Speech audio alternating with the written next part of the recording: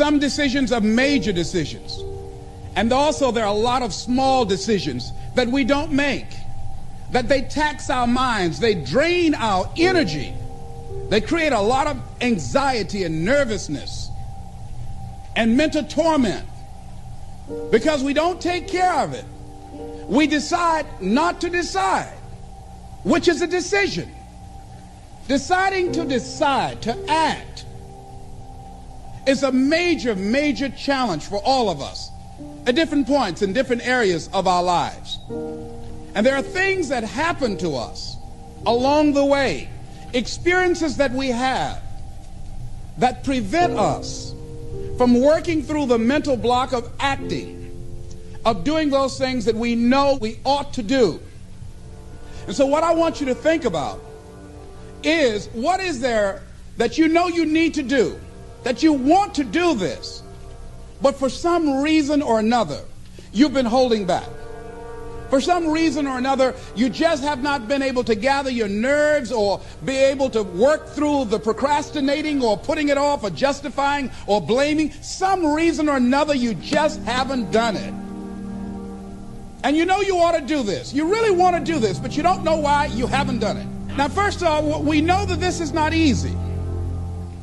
Because in order to begin to reinvent your life, you've got to make a conscious, deliberate, determined effort. That you really have got to put all of yourself into it. It's very challenging to act, to do those things. There are times when you're looking at it and you say, I know I need to do this, but I don't feel like it. So what do we do? What are those things that cause us to do like that? I think that among the things that prevent us from acting is the fear of failure. And if you've already failed, you don't want to fail again. The pain of that, the disappointment, the fear of loss is another thing. Because many times when we do those things that we know we need to do, we feel that we might lose somebody that we love very much and care about. We don't want to hurt anybody. Many of us don't act because we want other people's approval. We want everybody to like us and to accept us. And that's not possible.